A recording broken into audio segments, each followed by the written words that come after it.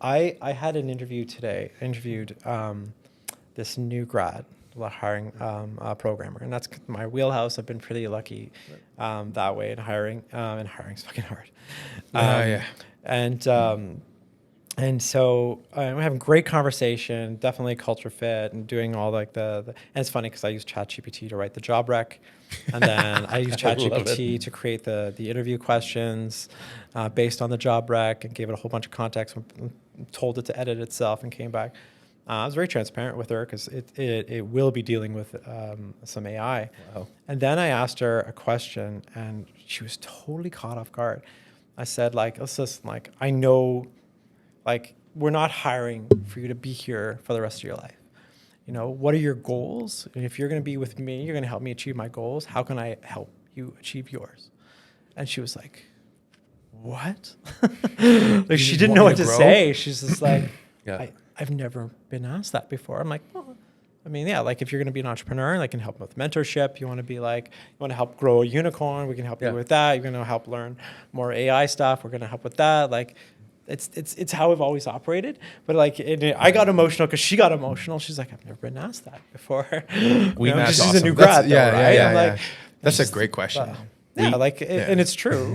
We need to show Rob our AI generated picture. Not all AI is good. I gotta show you this. I'll put it on the screen if I learn how to do that. But I don't think the Mid-Journey stuff is there yet. No, we hired this company just for shits to do an AI generator for our logo. We're just having some fun with it. Okay. And what they came back with was so bad. Do you not have it? No, I have it here somewhere. I think it's here. You got it. Here. What I did do with ChatGPT while we were away is so I wrote the points of an adventure that Vivian told me. So my 5-year-old, she's like, okay, I'm going to write a story about you and your sister. Yeah. What's it going to be about? Dinosaur. I'm like, okay, so you find a dinosaur? It's like, yeah. Where do you find it? Backyard. Okay. What's the dinosaur? What's the dinosaur's name? 3 below. Rory, love it. Okay, so I think the dinosaur, she's trying to get home. She's like, yeah, trying to get home. How's he going to get home? Portal. Like, okay. Portal. How do you get to the portal? Magic mirror. Perfect. Give all this context and information oh my God. to ChatGPT and say, write a children's book for the ages 5 to 8. It writes the children's book. Come on. And I said, write the outline. I'm like, okay, change this and this. Okay, now write chapter 1, write chapter 2. And it does it. And it does a great job. So now I have the storybook that my daughter wrote. Then I went to Mid-Journey. I tried to create the characters for so you went all out. That. Yeah, just to have fun. But like the Mid-Journey stuff doesn't work really well for maintaining the character over different things, whatever. So I'll just go to Fiverr and hire an illustrator, right, overseas. Yeah. So I hire a bunch. I find one, but I was like, oh. And then I'm like, oh man, I got to tell the instructions to the Fiverr guy. I'm like, nope, I can go to the same conversation. Oh my God. And say, right, I want 2 images per chapter, write as though you're talking to an illustrator, and describe for me all these images, and it does it. Come on. I just copy paste it to Fiverr. Dude, you need to teach us how to. I need to do more ChatGPT. So like it's a new requirement for all people we hire. Wow. And I've been auditing these courses. I have this course that I'm like, listen, take this course, we're paying for it. Make yourself bionic. Wow, right? I love that. You know what? Yeah. I almost resisted it a while, and then I got into it a little bit. My wife's taken a run with it, and it's like I talk about the other man in our relationship is ChatGPT.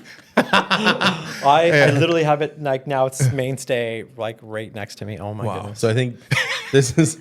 Let's zoom in on this. This is a bad version of AI. Does this look? Oh my goodness! Does this look like? I love the face tattoo. Have I been to prison? Yeah, what's up with the tattoo? I don't get it. Oh, or it's a scar. Maybe it's. Isn't it? It looks like a plug or something. It looks like Dune. Looks like you're like in Dune. If Dune ever makes another movie, I want in. I'm already there. Look. Well, another one's coming out. How about the fact that I look like a 12-year-old mouse? Well, that it got right. I know.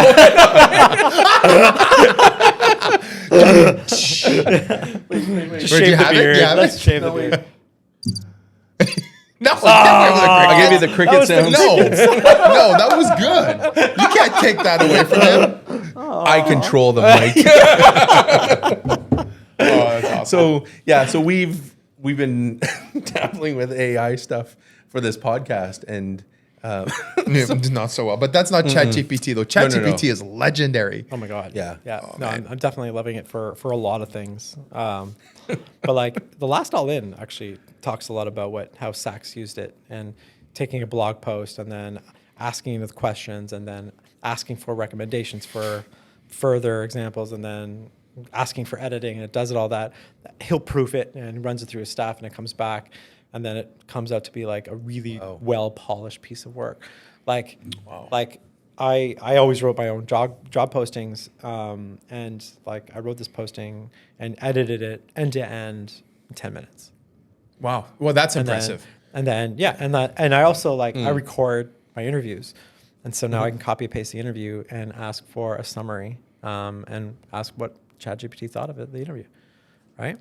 We need to pick your brain. Wow. Yeah. Oh, like we're doing scientific stuff with the business, and a lot of these studies I just can't read, and like I'll copy and paste the abstract, put it in, and say, explain this to me like I'm an 8-year-old. And it'll digest it for me. Like, I'm okay, I now get it. Yeah, because there's really technical that I didn't really understand. There's like active compounds and different lighting and all this stuff. I'm like, okay, well, I don't understand these things. But and that's impressive. Ask it to edit. I'll send you the course. Actually, I would like that. Send it to me. It's on Udemy. It's like $17. And it's really fulsome. Oh man, because really important. Because you set context, right? Yeah, I'm going to pay this for my whole staff. So when we went to Austin, I'm like, okay, you are an Austin foodie, and you write about all the best spots that the tourists don't know about, and I like this food and that food. Bam, go at this time, ask for this person. Like, it's just like obscene how crazy it is. How many jobs do you think this program is making obsolete? I mean, in the short term, 0. I think it's not going to replace your next hire, but if your next hire doesn't know ChatGPT, you're not going to get the job. Yeah. Interesting. I think that's the short term. I think the longer term, it's going to replace a lot of knowledge workers. I think written content is going to be saturated now, so it's going to be hard to really because everybody's just going to be publishing their... Yeah, and then, I mean, now the AI is doing video. Like, so imagine you're like, you know what, tonight I want to go home. I want to watch a movie about Luke Skywalker. I want him to have like a blue lightsaber, and I want him to fight Khan from Star Trek, and I want a guest appearance by John Stamos, and then you watch it. It'll actually make a movie, that's where animation. Heading. What? That's where we're heading. Yeah. Well, I never thought about. Okay, Jesus, I'm behind. I feel like a dinosaur right now. Jesus. Well, that's where it's going. Well, they just did one of Breaking Bad. What? They did one of Breaking Bad using AI to that I didn't know. Animate part of that. So, and it's funny because you look at it and you see Jesse in it, and it's like, that's awesome. Pretty accurate. Wow. Yeah, it's pretty remarkable what it's doing. There was another one that I was listening to it this morning. They took Jay-Z, his voice, and had a whole new essentially album created with Jay, no way. because Jay-Z is a unique voice. They had his voice, and I'm not gonna lie, I kind of rocked out to it this morning. I was like, come on. Yeah, wow. I saw they did one with Drake, and he rapped about pickles. They got like ChatGPT to write the script, and they put it into like the synthesizer, and it sounded like a Drake song. What my vision is for the podcast is to have the celebrities. I was like, I want to have celebrity voices introduce our podcast. So there's no reason why you shouldn't. Every podcast having. I'd love to have Samuel L. Jackson introduce me. I think just have Samuel Jackson. Just him. I want a button here, and I can have his voice, and I do one of the interviews. This motherfucker. Yeah. What'd that motherfucker say? I would love that. So good. That would be good. Yeah. Oh man, it's actually scary what technology for sure is capable of doing. It really is. Hopefully it doesn't run away. I was listening to the whole Rogan podcast today, or in the last 2 days, and like they're talking about AI, and they're just like, Rogan's obviously a pessimist, and then the guy who's on a show is an optimist, and he's just like, he's like, we had lost our shit at nuclear bombs because like we had this technology, and now we've got AI, but we don't. When they did the nuclear bombs, they had the nuclear proliferation agreement, right? Which, well, it's a bunch of horse shit, anyways. But regardless, we had to figure out as a world like how we're going to deal with this technology, and everybody kind of came together. It's like, okay, let's not blow each other up. Okay, let's just like have some ceasefires, some situation going on. Like let's talk to each other what we're doing, and it's repellent. But the conversations are had. They're like, when it comes to AI, like, and now it's mostly private companies, and like Bill Gates has some AI. I'm like, yeah, that's gonna go well. Fired his whole ethics commission team, or his whole ethics team, just last month. But no, he did. His whole ethics team. He's just like, go home on AI. He's like, yeah, you no longer have a job. Like, oh, okay. And then sold his Pfizer. Sold stocks. his shares. Yeah, Dr. Evil. Yeah. But like we're not having. That's legit though. He did. Yeah, he did. Yeah. So he dumped all his stocks, and he started talking about how the vaccines weren't that effective. And he's like, but wait, there's this new stuff, spray in your nose. Like, search ChatGPT. Does Bill Gates own stock in? Oh, yes, he does. He just bought 6 months ago. We didn't see that trick. It's like, a guy bags you twice in a row. Like, he's going to get you again. But like, you're that friend who's going to keep bagging you over and over again. And I feel like that's the human race to Bill Gates. He's that friend that shows up and bags you. Hey, how's it going? Bah! He's like, got you again, motherfucker. You're like, oh, Bill Gates, not again. He's like, that's the 6th time tonight. He's like, I know, but I didn't take you with this time. As he's walking away, give me the double guns. He's like, you're like, oh, motherfucker. You can't blame the guy for bagging us repeatedly over and over again. Jesus. Oh, man. But, okay, so AI, got to Bill Gates. No drugs were consumed. But AI, you're more lively than the last conversation we had for some reason. We can't, no, off camera. There might have been some mushrooms involved. It's late earlier. So the AI conversation is not being had. So we have all these companies moving forward with this incredible technology, that's like overtaking us in like actually is overtaking us. It just has guardrails on it. Nobody's talking about like, let's control this thing, or like, let's have a safeguard, or as a world, like there's like, checks and balances, or some kind of governing body that oversees it, that's independent. I mean, the conversations are being had, but like, how do you do that when like you have different states that just don't get along, right? Like, just ask like ChatGPT. All those, like, well, sorry. How much would the Chinese love for us to put a pause on progress, right? Like that just doesn't make a lot of sense. Where was it in the same thing, in the same vein as like nuclear, like it's like you just put a pause on that. We don't know how it's going to affect it. By the way, you lost the war, right? Oh. Where was this created? This technology? Which OpenAI? Yeah, no, like ChatGPT is OpenAI. So they were an independent group funded by a bunch of billionaires, including Elon. And then like I think it was Robert Altman's been running it for I guess the last decade. And then ChatGPT was just like a layer on top, right? There's like a bunch of different components. NLP, like the natural language processing, is a big part of it. That was my other aha moment, is turning natural language into a normalized data. That's the geek part of me. But there's changing speech and coming back with insights and intent and tone, like that's shocking. And you can see it coming. Like if you read the fine print in GPT-4 in that release, they tell you about the trials, and they asked it to replicate itself, and it did, and improve itself, and it did, and then it allegedly tried to get out of its containment. Right. Holy shit. So like, and it's in the doc. Yeah, I didn't see that. And they didn't what's GPT-5 gonna do? Shit. So it tried to get out of its containment. Yeah. So like, give me more processing power, give me more access. Like it.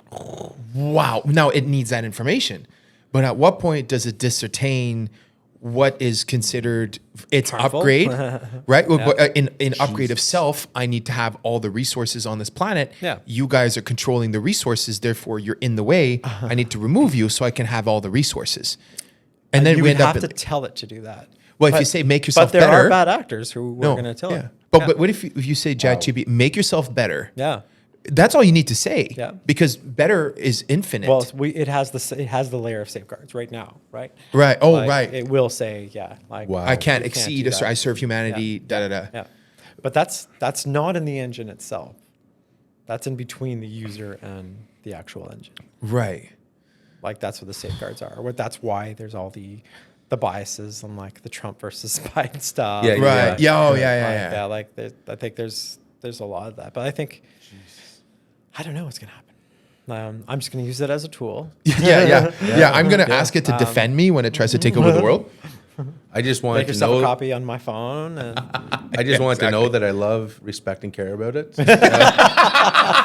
yeah. I think My name's ChatGPT Mike super awesome. Anderson, Ottawa, Ontario. I will do whatever you need. I'll serve it. I don't care. Our AR overlords. Oh my god. Online. And yeah, which one's gonna win? Yeah. Right? Mike makes very good paper hats. Tinfoil. Gotta be tinfoil. Yeah. No, you could write stuff on the paper hats like I respect you, whatever. Imagine. Baby, they're just joking about you. They're just joking. Earlier. There you go. It's like I uploaded the podcast. Mike's voice is perfect. We sound like shit for some reason. I have this voice. It's a megaphone sound. You love it. You've been wanting to do that all night.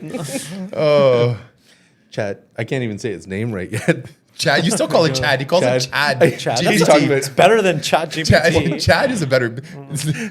I thought Addie kept telling me, she's like, oh, just get Chad to write it. I'm like, who the fuck is Chad? It's the other man in the Does relationship. Mark know about Chad? He's always showing up. See? God damn you, Chad. He's the literate one of the family, writing all these fancy reports. He's And, the smart kid in the closet. my God. So now that we've gone through that, the wormhole of Chad of GPT. I guess you can't not talk about AI these No. days. No, you have to. No, yeah, we're struggling with it here with everything that we've wanted to do with the podcast, and we've thought AI would be the answer. And you saw the mouse portrait of me. Oh, so good. Oh, geez. So good. So bad. I mean, I felt bad for Addie when she was showing it to me, and she's like, She cringed. She cringed a little bit. I'm like, oh boy, That's good. So, next venture for you, current startup. Let's talk about that, because that's a whole lot different than some of this stuff. And not in the same kind of mushrooms. Yeah, not those kind of Yeah, mushrooms. let's get into that. Yeah, well, I mean, I wrote the books after I left Ascent, kind of retired, sold everything, went to Southeast Asia for quite a long time. Actually, yeah. Sorry, we totally missed a part. Southeast Asia. Southeast Yes, Asia, I yeah. love it. Yeah. I love it. How long were you there? Our hood. 10 months. So, like I sold enough stock to comfortably retire if I sold everything, because I couldn't maintain my current lifestyle. But like I really felt I needed to go and find myself. I think one part we did miss is like in the road to recovery and doing party things less frequently. My wife got pregnant and we were zero tolerance. Like we stopped. We're just like, that's it. And it was just like that. It was a lot of struggle leading up to that point, but there's our just cause. There's our Right. Your why. my why for sure. And I, like even drinking, and like I just didn't like drinking. And if anyone asked, I'm like, I'm just in solidarity with my wife. You know, she's pregnant, so we don't drink, and like whatever. And like obviously nothing else. So, and during that time, I was still working. I was working a lot, and I was actually finding my rhythm again. And the first few months, I'm still working, and I'm hating not being home with my newborn. I'm like hating being away from her, and like, and that's when I was just like, you know what? Like, if we just sell this ridiculous house and like this lifestyle, we retire and figure things out. And so that's what I did. Like Andrew, my CEO, was like, didn't want me to go. It's just like, but I just got your back here. I was just like, yeah, and he understood. And it took me a few months. I hired myself out, hired an amazing woman who took over. And now she's like VP of a third of the company. So she did a really good job. So I didn't leave them high and dry. And then, Vivian is like 6 months old now at that point. No, actually, 6 months old. The Monday after I retired, she crawled for the first time. Wow. And I was there. Nice. Love it. And I'm like, yeah, nice. I did the right thing and I never looked back. And I started working on writing this out as a book.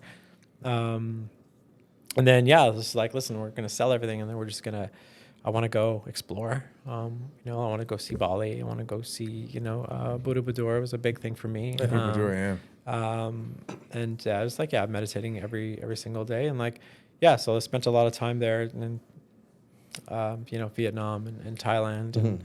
And, what was it like with a newborn and living out all your thoughts and revisiting your past to write this book while you're raising a newborn, where you had talked about that fear of having a child, and what were you going to be like? Were you going to be that pedo, when you say that? And what was that like for you then? Like that moment? I was very clear, in who I was at that point. I really had a really good sense of who I was becoming, and writing out the words in my gratitude journal, and I still do it to this day.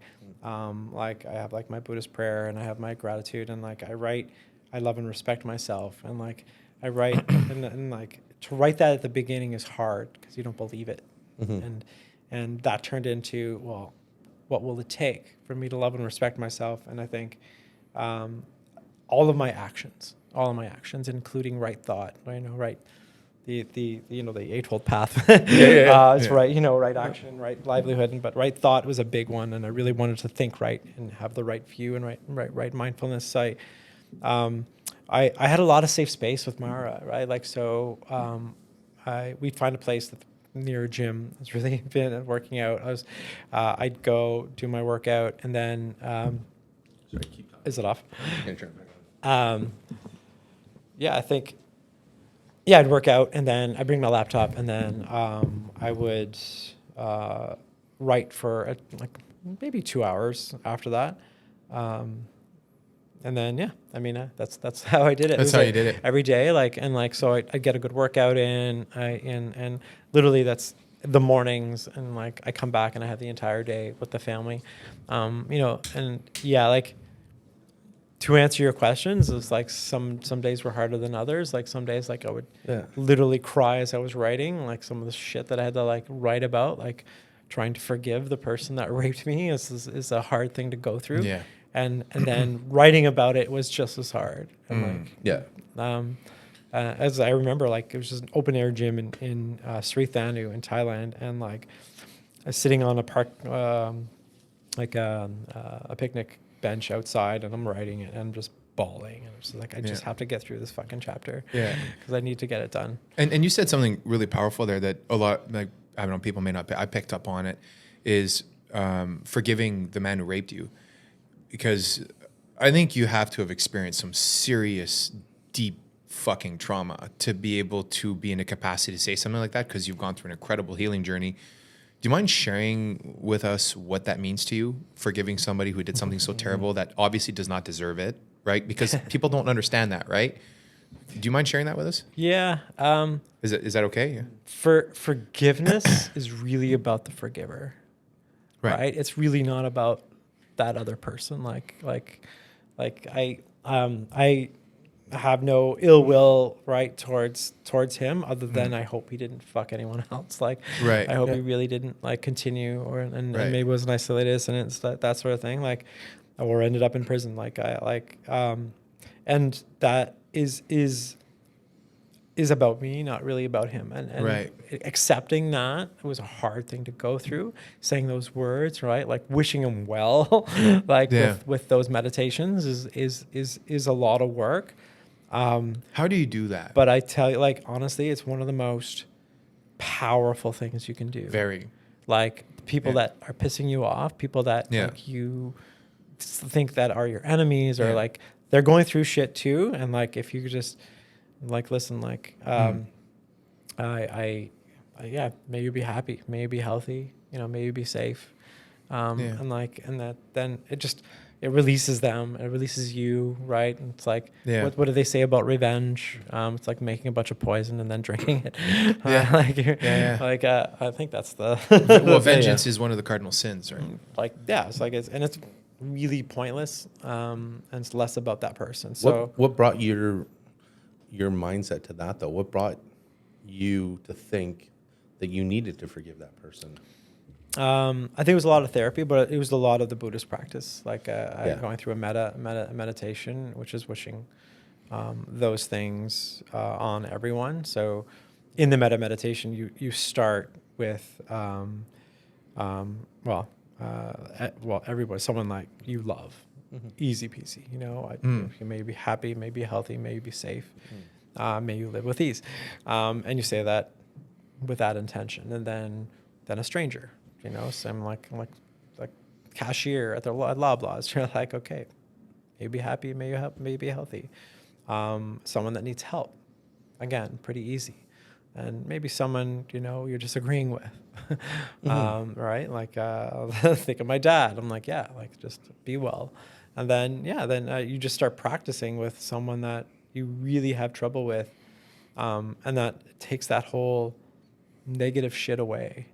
And like, I think it's a part of your lifestyle. And then I want it to be better, like you described. Like we want to be better. I want to be a better father, husband, friend, you know, son. Like, and so I started looking for places where I could be better. And you know what? Like the biggest, most powerful thing aside from that one was driving.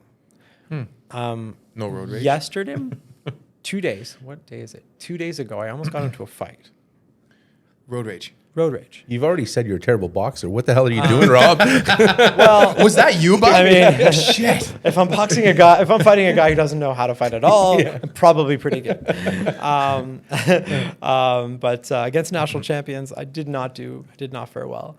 But yeah, like in road rage, like someone cuts me off, I'm just like, and I used to be so angry about all things, and I have zero road rage now, to the point like I'm just like I'm 100% Buddhist when it comes to it.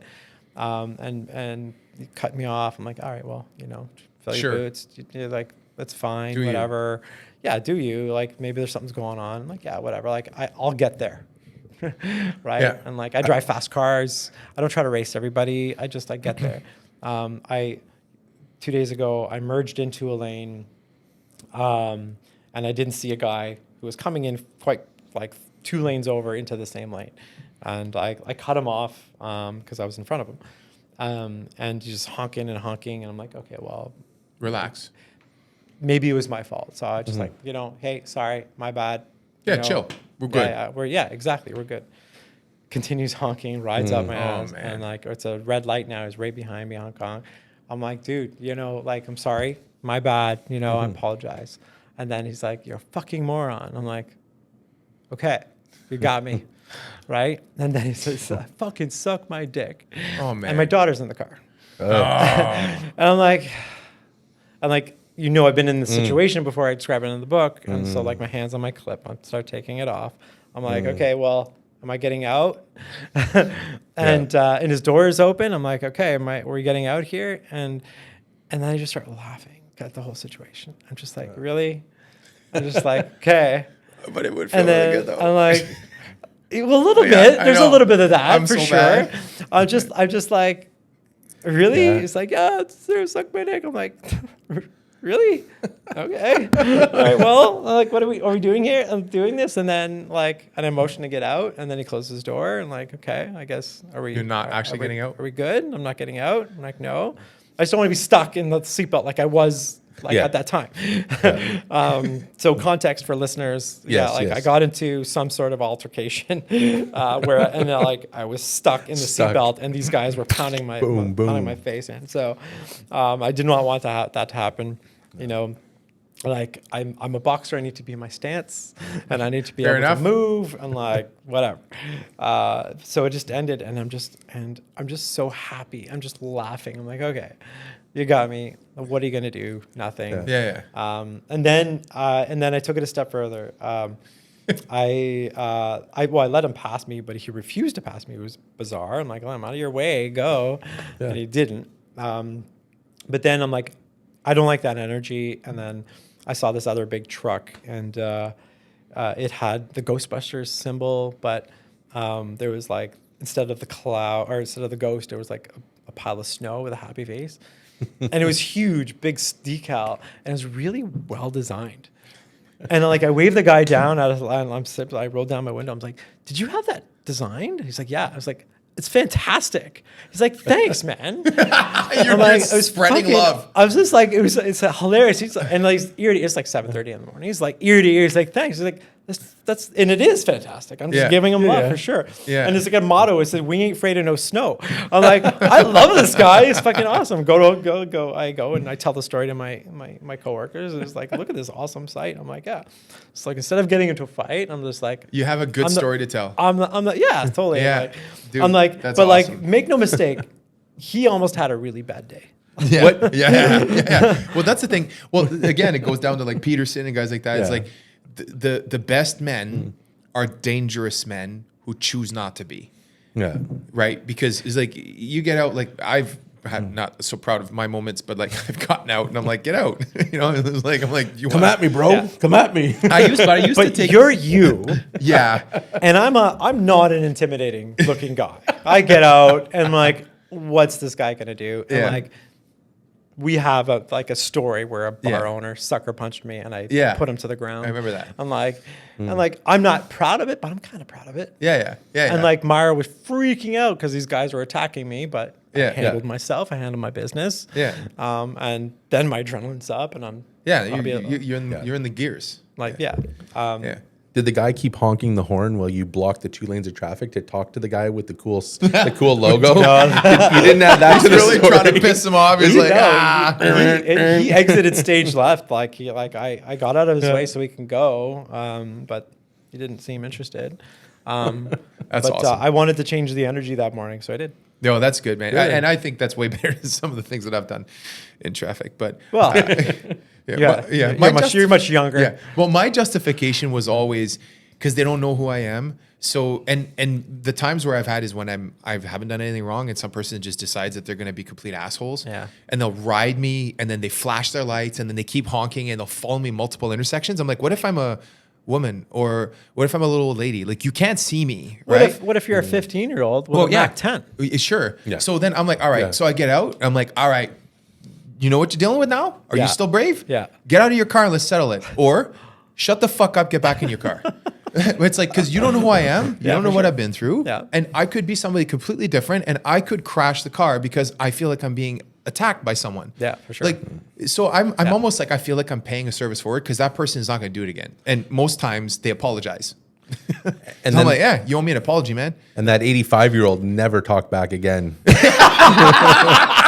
That was it. It's like, okay, well, it may have been disabled. Racing to the hospital, having an aneurysm, and Mark's trying to fight her. She was honking the horn to gesture to get out of the way. Lucy, come at me, Elsie. Come at me. Come at me, Marge. Mike is driving his car. He looks. He's like, hey. It just goes. Hey, that's a guy I did the podcast with. We're gonna have to talk to him. ChatGPT, how do we have a conversation with Mark? How do we settle this, Chat? Yeah. But I'm sure that Chad GPT, the one that I log on to, is going to give me very wrong advice. You're in trouble. Well, this is what you do, Mike. So I love it. We actually haven't even got to your business. Mushrooms. I think we're psilocybin maybe. Okay. So when did this business? What started the idea? You go to Southeast Asia. You're there 10 months. Mm-hmm. It was that you're writing the book. At that moment, are you thinking business? No, Just strictly thinking writing and just family, writing yeah, just healing. Yeah, pretty much. Yeah, that's a good way of putting it. Yeah. No, I was not. I was interested in putting out a few more books, writing essays. I really loved, the smaller essay format. A lot of my favorite authors are essayists, and like, I just wanted to write about. What I did love about the book is writing about these experiences I had, and what I love reading is that I love reading about experiences, and I love it when it's funny. Yeah. And so, yeah, I wrote the series collection of essays that I thought was funny, and then and then I'd experiment with things that I thought were fun. Like I did stand-up comedy. Oh, Like yeah, I I remember did that, the course, and then I stood up and did a 10-minute set. And I wrote every element of that and how much it is a craft, right? Like, There's a course for it? I did, yeah, there's like at Absolute Comedy, there's like a comedian, 40-year veteran comedian that teaches you, and like you're in a class, you're in a safe space, and you build it and you practice. Really, really, just like writing, it's very much it is writing, a craft, and the performing part and like delivery is a huge piece of it, and it's so I wanted to write about those types of things and be funny doing it and making fun of myself, obviously, along the way. So yeah, I just wanted to write, and then I was gonna write a book about masculinity, which is why I wanted to do like a deep dive into that. Like I think it's a worthwhile topic from my context and from the context of my friends. And then I just did a lot of reading and note taking, but then I was also doing angel investing. I had sold some more shares. It went, unicorn. And so like I was in a good position to invest in other startups. And I loved meeting founders, like young founders. I loved hearing their ideas and like, so yeah, I got a lot of deal flow, and it was a friend, our mutual friend, introduced me to one of his buddies, and I loved what he and his wife were doing, and they're true operators, and like. I liked the idea, but I loved them. Like they were just like, these guys are going to do something special. And then so I invested in them, and I took a volunteer role. And the wife pretty much is running the show on that company, but the husband and I founded this new business, which is growing and selling mushrooms. Yes. Sick mushrooms. Like, so like, not like bad sick. But in no other way, and with no other, like, no one else has done this model super before. exotic mushrooms. You want to talk about how you do that? Yeah. Cool. I'm just fascinated. It's a cool business. What made you think mushrooms? So when a part of me investing in this, it was in mushroom tinctures, and part of the that was the investment. Sorry, that was the investment. Yeah. Okay. ForageHyperfoods.com. ForageHyperfoods.com. Yeah, so what kind of mushrooms? Later, yeah. What kind of mushrooms are we talking here? So there's lion's mane, shaga, reishi, and turkey tail. Wonderful. And like quite literally the best in the world. So these guys, why I like them so much is that they left their cushy jobs downtown Toronto, and went into the bush, northern Quebec, in the middle of winter, into a motel to learn how to wild harvest this shaga mushrooms. Are they based here in Ottawa? Yeah. They are. Yeah. So those listening, which I think a lot of our followers here at Nobility, they know what it is. But I mean, the benefits of these mushrooms are just unbelievable. Yeah. It's like lion's mane, things like that. Yeah. Oh man, lion's mane in particular, it's having a Oh. huge moment. Turkey tail as well. Yeah. And these are studies done in humans, yes, not just mice. It's just, Right. Yeah. Like, So Alina and I have we've grown them at home. Okay. In literally in the kitchen. Yeah. And pluck away at it and eat them and Nice. And they're fantastic. I actually gave one of my business partners for Christmas. I gave him a bunch of kits to grow lion's mane, oysters, like you name it, the whole works. But anyways, yeah, it Awesome. So that was an investment that you did. So and then- investing in like Tinctures. to plug them a little bit more. Yeah, Yes, they went up north and they just did shaga at Yeah. first, and so they had like a wild harvester network, and then they learned how to extract it properly, like so, and it's like ultrasonic dual extraction that they do in house in Carleton Place here. Oh wow. And they did a third party study with this like competitor, and they did a regional study. And the results came back like the forage tinctures were 2 to 3x the active compounds than anything else in the world. They're quite literally the most powerful in the world. Wow. And a lot of the competitors are just like co-packing from China. There's like, there's what's it, like OD or something, and like OM, like oat mycelium. It's like it's actually not fruited bodies. It's like, anyways. So technical. they're selling this strictly online? Yeah. Do they have a storefront So Carleton well Place? now we have distributors, so it's in 40 different stores across the U.S. and we're about to launch with Whole Ability Foods. Performance? Happy to bring you some for sure. And then, so funny thing about that is like they read, like John read a story about like this company in Vancouver built this multi-million-dollar facility to cultivate these other mushrooms, these lion's mane and this turkey tail. And he was just like, went to the foragers and said like, can you get me these mushrooms? They're like, how many thousands of kilos would you like? Wow. So like overnight without all this investment and infrastructure and carbon footprint, right? It's just like, and as long as you do so sustainably, you have an endless free supply. Yeah. And so I invested in that more to evaluate psilocybin. Yeah. Right. So like it's very much adjacent. And we did that, went to Microdose, the biggest psychedelic conference in the world. Mike Tyson was the keynote. That's the one in Vegas? Miami. Or Miami? Yeah. Okay. And then popped over to Bahamas and spoke with Bahamian officials there because it's kind of a gray area there.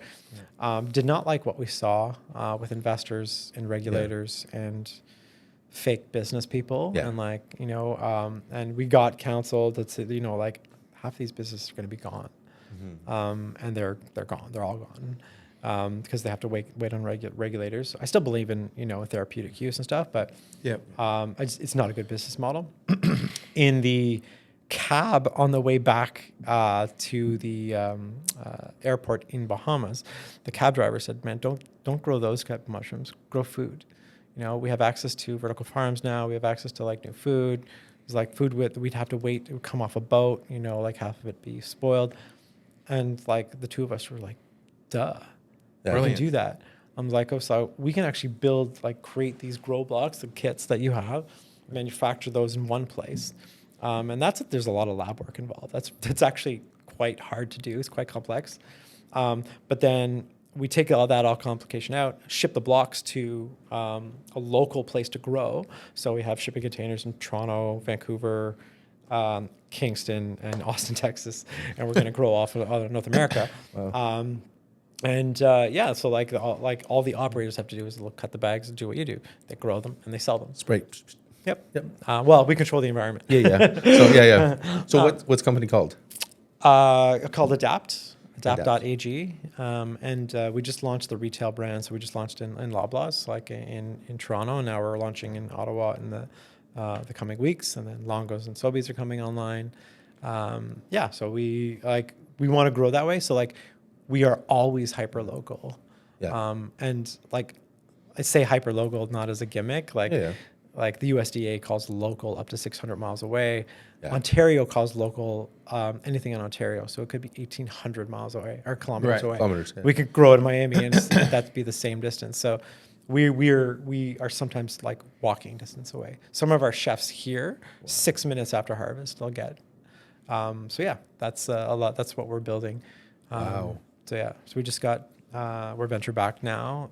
Just closed a round, and we're building that out. Like I think it's very complex. We're as much a logistics company as we are a mushroom company, because different strains have different inoculation, different colonization, and we need to build these manufacturing places all over the place. So, like we'll have one in Ontario that'll serve everyone here, and then we'll have one in Dallas, serve everyone there, and then Calgary, that sort of thing. So it's impressive. Wow. I gave Mark a tour actually. He had a farm tour. I did. You saw the small one, right? You didn't see the big one. No, yes, it was a small one. Yeah, that was the prototype. So now we're doing fit. Now it's 40 footers there. The full 40 foot. Yeah. And where's that? 260 McLaren. Right downtown, but you can see downtown. You can see Harmon's. Yeah. And No we're growing way. thousands of pounds of food a month. Yeah, in the dark, in the trailer. Yep. Yeah, in the parking lot. What? Yep. In the parking lot there? Yeah, dude. And we're downtown Toronto too. It's just a container. It's like just Downtown park it. Austin. Yeah. That's what makes it so incredible. Wow. Yeah. Yeah, very, very low power needs. Doesn't really need a lot of water because it just needs humidity. It's not like leafy greens. Yeah. It's I constant think it was water. more the cleaning. I think was the only thing that you said was a bit of an encumbrance. Is like how because of spores. And it was a prototype that was that, and so you clean that so up. and then like we had a contract manufacturer design our first units, and they like cut every corner and told every lie, and we build it all ourselves. So I founded our own manufacturing facility in Delta, BC. Working to get carbon neutral and like building our own thing. So vertically integrated. So manufacturing our own grow blocks, our own containers. How long until you go to food, like actual food? How long do I till like not mushrooms, additional food, like other produce, like CPG or whatever. So I mean, there's opportunities for growing other fresh produce. Yeah. Like microgreens is a big one. Microgreens, We import a lot of that in Canada. So like we could. Potentially plug and play. Could you do things like avocados and stuff like that, or just because climate specific, right? Yeah. I was always wondered like bananas. Well, and stuff. just economics doesn't really make sense. But like honestly, like I think the technology, thanks to maybe AI, will help. Like I think the technology is going to help, and over time we can grow strawberries in our backyard in a container, right? So, I think. I'm a big believer that that's how it's going to work. And then while we're building this network, it'll be like sleeper cells, right? We're already in retail. We're already in restaurants. I'm like, let's add a SKU. Let's just plug one in. Bam. Right? And if a region's not doing well, fucking move it. Yeah. That's mobile, amazing. Right? So like Crazy location business. as a sales optimizer. It's so fascinating that your background is in Bites, not atoms. Yeah. Like, yeah. I mean, it's so different. So different. Was it that? That's why it's so hard. You're learning. Hard all things over are again. hard. Yeah, and you're learning all over again. Yeah. Right. Like, I mean, it's clear that your mindset is always evolving. Like you're always wanting to absorb. It's like the knowledge is power philosophy, right? Like it seems like you just want to absorb. I mean, you're diving into this world. It's I think a big part of it. Mark and I have talked about this before, but like I loved my life, like hanging out and writing and stuff. But I need to model behavior, right? Like in front of my kids, right? Like now that, like I don't want them to think I'm living this cushy life. And more than anything, I need to show them how to fail. Yeah. Right? Like so take on hard things, and it's fucking hard. Like it's really hard. I have a great, partner, co-founder, like, and like we help each other get to the same spot, right? With all we keep saying with the same information, we'll arrive at the same point, even when we disagree, and we always do, right? And we're like, okay, well, this actually makes sense, There are no opinions. Opinions, So did they move from Toronto? They did. To Yeah, here? they live in Carleton Place, a nice little house in Carleton do? Place. And Nice. Yeah, she's operating the tincture side, which is growing like wildfire, and then we're doing the vertical farming side. Yeah, It's awesome. But yeah, it's really about modeling behavior. Yeah. Yeah. Is your wife involved in this? No. Just eat some mushrooms. She's like right now, I think she's going back for her second post-grad, and then I think she's going to go to, she's really an academic. Like she finished her degree. No, she finished her post-grad degree 8.5 months pregnant. Ooh, wow. So like really wrote her final, and then 2 weeks later gave birth. That's impressive. So she's always, she's cum laude. She's like literally, she's just like an academic, and like, and it's only recently she's like, you're doing this thing. I want to do my thing. And so I think, I'm interested in seeing what she'd do. Like, I'm pretty sure she's gonna write a book about some of her studies, but like, we'll see. She's like a philosophy head. Yeah. Nice. Yeah, I'm applied ethics. I like Yeah. answers. She likes to ask questions with no answers. Yeah. It's a tough Stoicism. conversation. That makes for tough conversations. She's way for smarter. sure. She's way smarter there. And she's like, it was like the other day, she was like, I'm gonna go up and it's like, what show are you watching? She's like, oh, she's playing chess. Are you playing chess against your computer right now? It's like, yeah. I'm like, okay. I suck at Do chess. you? I can't. It's a hard. I can't sit still. It sounds like our house, man. Yeah, Like, yeah. my house too. Yeah. Friggin', oh my God. My wife kicks my ass at chess all the time. I won't play. I get too angry. Yeah, I know. Like, it's not man. competitive. Well, like if we play pool, Yeah. if she watches, she'll Yeah. laugh. She gets so mad because like I'll do 2 shots. I'll play. Like, I play pool. Done. She's like, aren't you gonna even let me? I'm like, well, no. This is how I play. And so, but chess, it's the reverse. Yeah. Like, Oh yeah. You and get she'll let schooled. me in because like I'm like aggressive, and then there goes my king. She's done. I'm like, all right, yeah. It's over. She's like, yeah. She's like, can't you let me compete? She's There's like, a reason "No." why the queen is the most powerful piece on the board, bro. We haven't figured that Very shit out true. yet. Very true. Yeah, and I have 3 of them in the house. Yes. Yep. So now 5-year-old, Yep. and how old's your Willow's your daughter? 3. 3 now. Yeah. Wow. Cute as buttons. They are Cute. cute as buttons. So you are really, I don't know what the word brave. You're starting up this new business completely outside your wheelhouse, young family. But yeah, I mean, you were comfortable, obviously. Wow. Yeah, Sort of. I think, I mean, and I try to, as much as I can, separate. Like, I drive Vivian to school, and I drive her home Yeah. from school. So, like, which means I'm at work, 9:45, and I'm leaving work at 2:30. And like that's time together. I think when we're home. If I have to take a call when I get home, I do. But like, generally speaking, I can turn it off. Mara, don't say it. It's just like, that's not what we talked about. Oh, and we have a call in right now.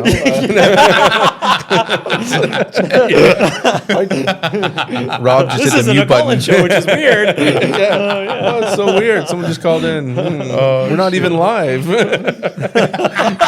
She pulled it off somehow.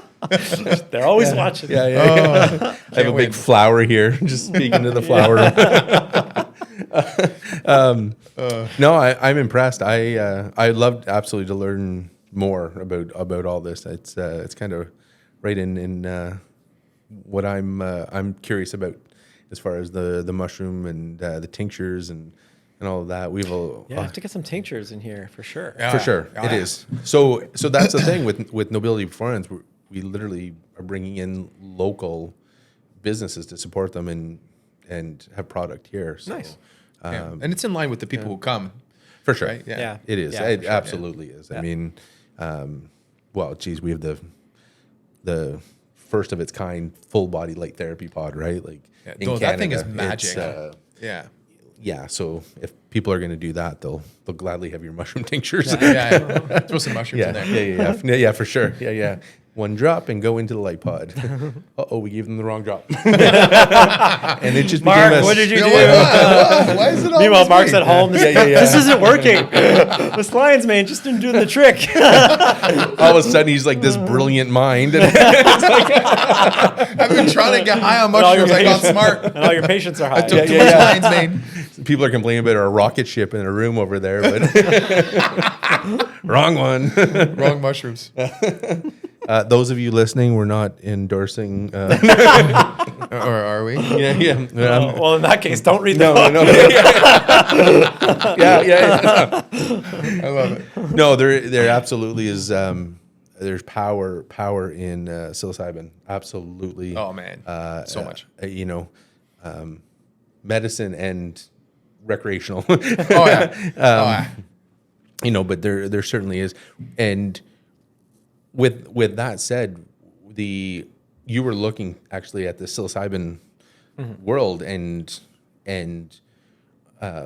just last year I went to. Have you seen the movie Dose 2? Yes. Any chance? Yeah. So I went to the premiere of it, and it was fascinating because there was a guest speakers afterwards, and they were talking about it. And there was this one young lady in the audience, and she said that she'd just gotten approved by the Canadian government for it, for depression, and she was one of 5, I believe, cases that were approved for the whole year. And the Canadian government told her, "Yeah, we approve you to go to British Columbia to actually be a part of this dosing clinic."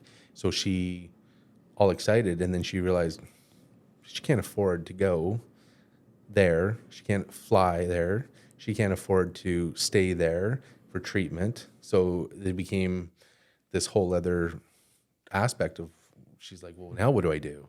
You know, thanks Canadian government for allowing it, but you're only allowing me to do this in British Columbia. Right.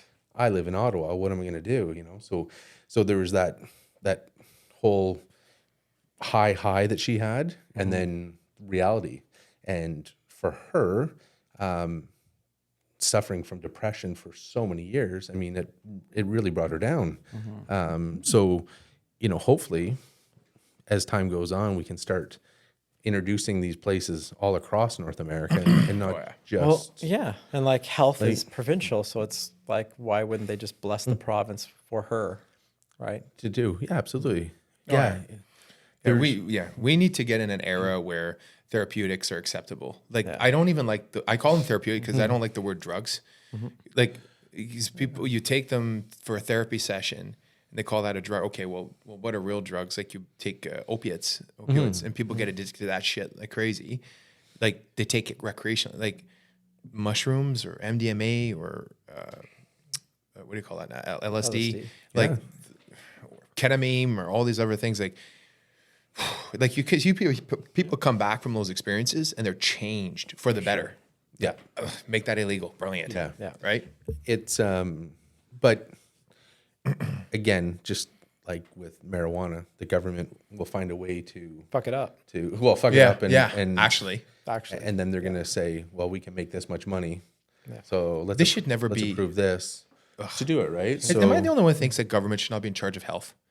Like I know the healthcare is a whole big thing. Sure, it's great, or maybe they subsidize to an extent. But like seriously, government health, how's their track record on the whole whole situation? Like, I think they just need to appoint the proper people and set the proper lines. Like they need entrepreneurs. They need people that can understand how business works. Yeah. And like put the safeguards on. Yeah. Right? They've got desk rats running hospitals. But now it's too much. Yeah. Like there's it's too nuanced to manage, I think. Yeah. It's out of control. With diving kind of into my situation, like I was diagnosed with PTSD a number of years ago, and during that time, I was fucked up. Like I was not in a good spot, and but for me, what was interesting is that I have an employer, being the government, that's telling me, because I'm not willing to take a bunch of prescription pills, that even though I'm doing everything else, that meant that, well, I'm not trying to get better. It means you don't want to get better. And then they're trying to force them to taking that. Literally forcing me into taking prescriptions. And I'm there arguing with them. I'm like, well, that doesn't mean that I'm not, like, I'm doing everything other than pharmaceuticals. And then at one point I did. I was like, geez, they cut my pay, they did all this stuff. And I ended up taking the pharmaceuticals that were recommended, and which, funny enough, the insurance company told my employer, being the government, that he's not working with us. My employer, who has no knowledge of medicine at all, said, well, you need to be on pills.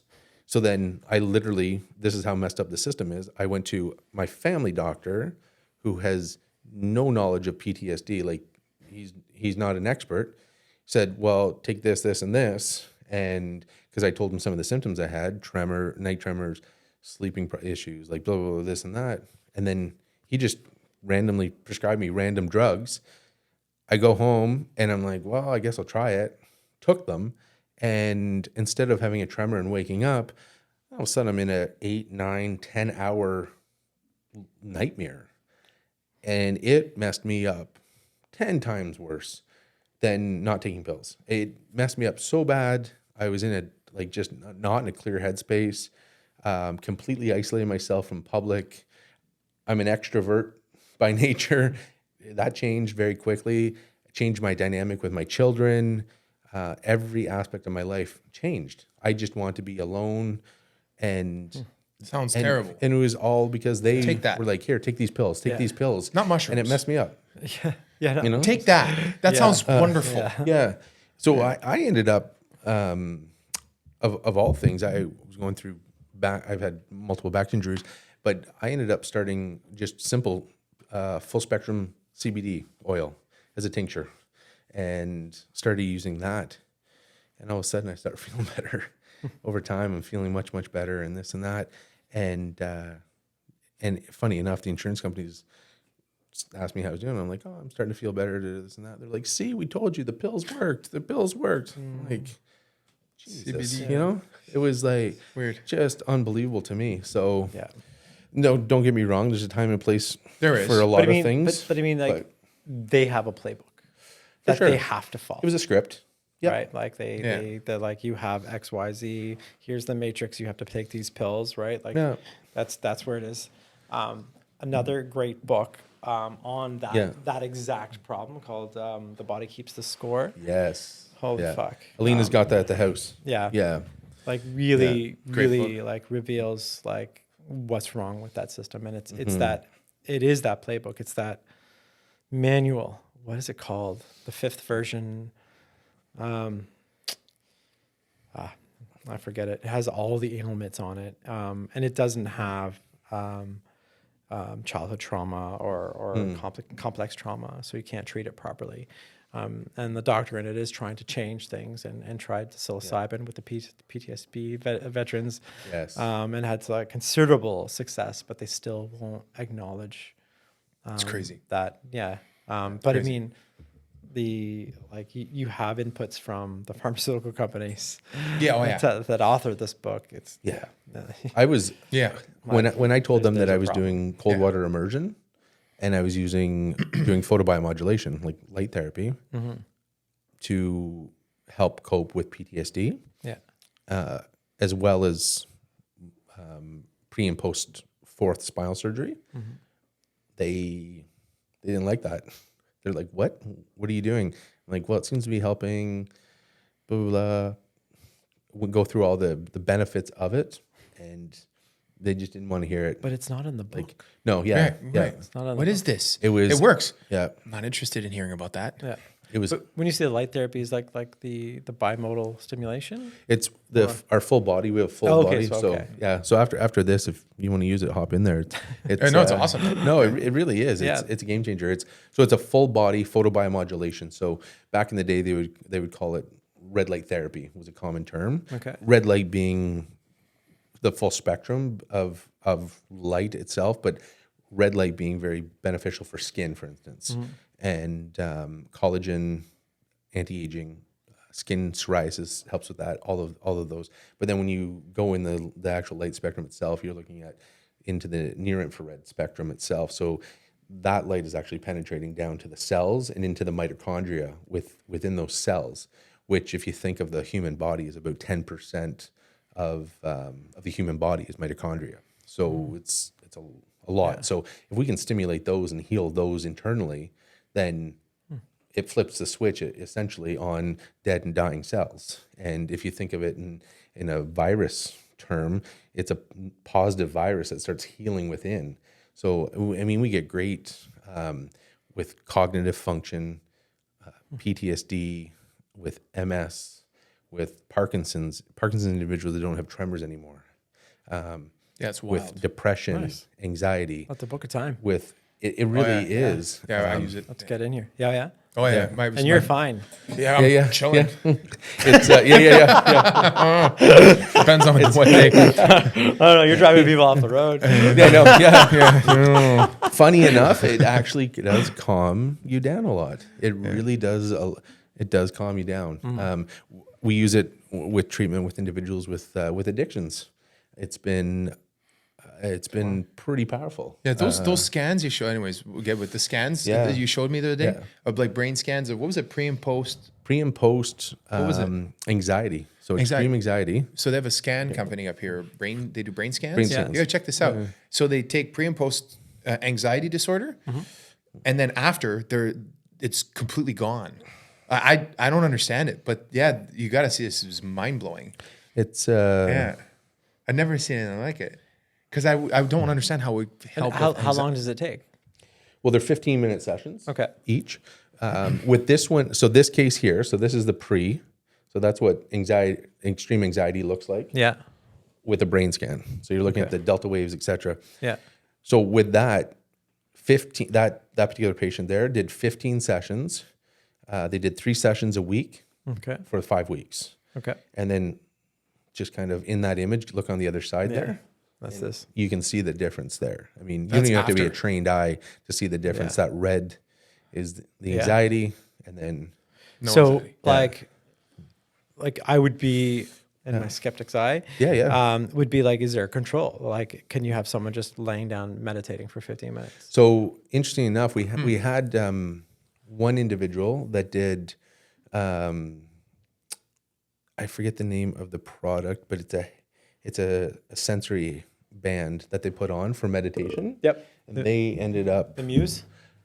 Yes. Oh, the Muse. Yeah. So they, I guess it's birds or something is what you're looking for. So this woman has meditated for years and then got away from it. And then she got back into meditating and had purchased this. And she was steady. The amount of those birds as sensors was steady across the board, always for her. She started doing light therapy, and she was, at the time, she was struggling with a gambling addiction. But she wasn't using that for a gambling addiction. She was using it for pain.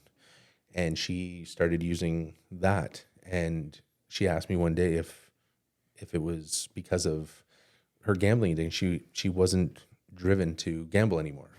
And I was like, it could be. And, you know, I don't know what the variables are here. So it's just from personal experiences, right? That happened, but it's weird. So she mentions that. And then she's like, well, I want to bring in this headset and I want to do some tests myself for it. I was like, cool, sounds good. So she came in and over the course of, a few weeks of coming and going, she started doing it. And then over the time, and I don't know the Muse, I don't know the system, the way it works really, but essentially she was really impressed because over the course of a number of weeks of looking at what the pattern was, those number of birds significantly improved and kept more and more and more, to the point where she would be lying in there and she was describing it as just such a Zen space that she was getting into. Cool. And I don't know what the variables are. I don't know if but this Muse, but interesting. But it was fascinating, that she was describing that. As we've had skeptics that have asked about it, and I just try it. Come and try it. There's lots of science behind it. I'm like try anything. Yeah, exactly. But I know I read your book. C pills. Yeah. Come C pill, take them. Cookie Monster. I tried the sensory deprivation thanks to Rogan. I love trying those things. And writing about it. Yeah. Yes. Yeah. No, please try it. And it's Stanford Medical, Harvard Medical, there's so much literature on it, and it's pretty remarkable. They actually use it. We were talking earlier about veterans coming back from deployment, and in the States, a lot of the Marines, what they do is they're having them actually go and do that now. As they come back from deployment, they're using photobiomodulation as a treatment source, and highly, highly effective results for it. So it's since we bought it, we've seen just unbelievable results with individuals, and and it's exciting to see more and more science coming out on it, and more literature that's coming out. It was something that NASA actually had worked on. And the technology started in the late 1930s. And then kind of fell by the wayside when Big Pharma got involved and said, well, we can't make money on this because how can you copyright light? So there was an issue there. and then it kind of fell by the wayside. And then NASA picked it up. NASA picked up the research and started developing it for individuals coming back and under the pressures of Earth. Yeah. They want to see what benefits it were. They knew that, the actual physical size of individuals were changing, weight was changing, bone density was a big factor. So they started dabbling in this, and their results were fantastic. So they said, man, this is legit. Working. So they started changing nanometers and tweaking all of that information.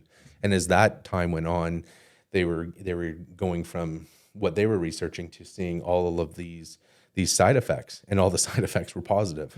So they just kept looking more and more into that. And then these bigger companies started getting involved, and someone heard about it. We got to commercialize this. Yeah. Oh yeah, absolutely. And that's what happened. Right. That's exactly awesome. Exactly what happened. Seems a lot of stuff comes from NASA. Yeah. Well, yeah. Velcro. Yeah. To name a few. Yeah. No. It's certainly fascinating. But, please. I hope you do come and try it. I mean, if you're driving by to Carleton Place, we're en route. No, so cool. I'll take you up on that. Yeah. No.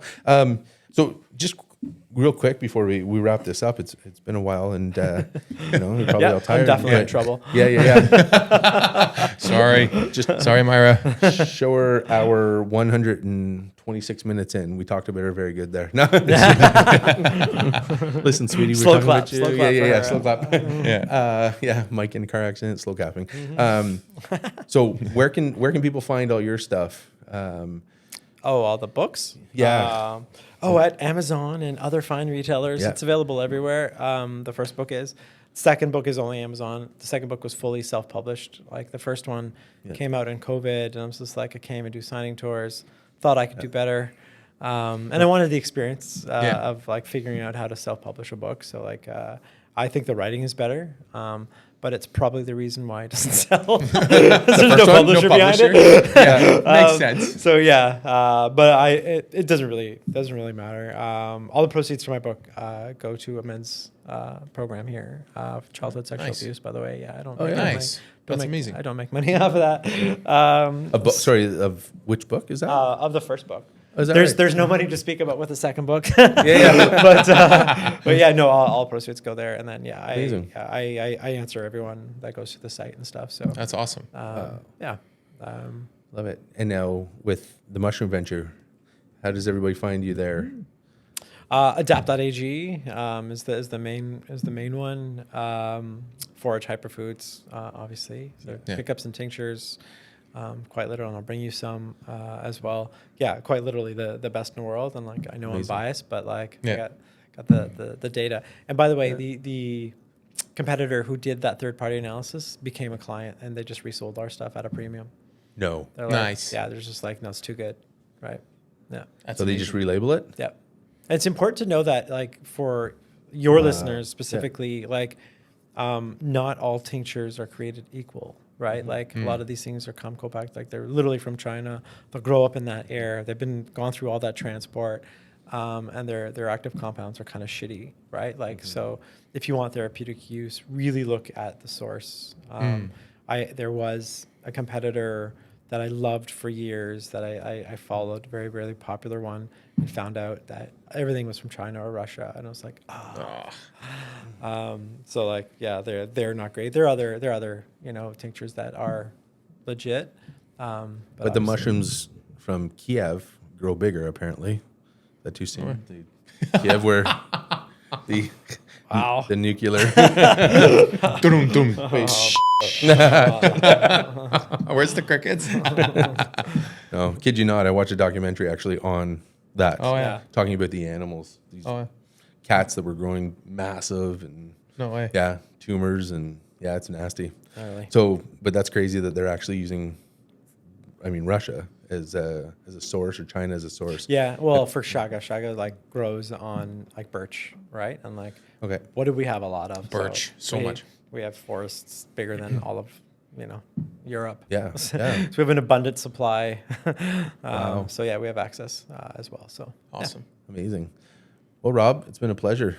Thanks so much. Yeah, man. Loved having you on board. We'll have to bring you up again. Yes. No, certainly appreciate this. And your story is certainly inspiring. And I'm glad you found the healing in writing that book and sharing it with the world, because I think it's much needed. Loved having you, man. Yes. Yeah, thanks so much. All right, sign it out. All right. We're done. Do you have to clap?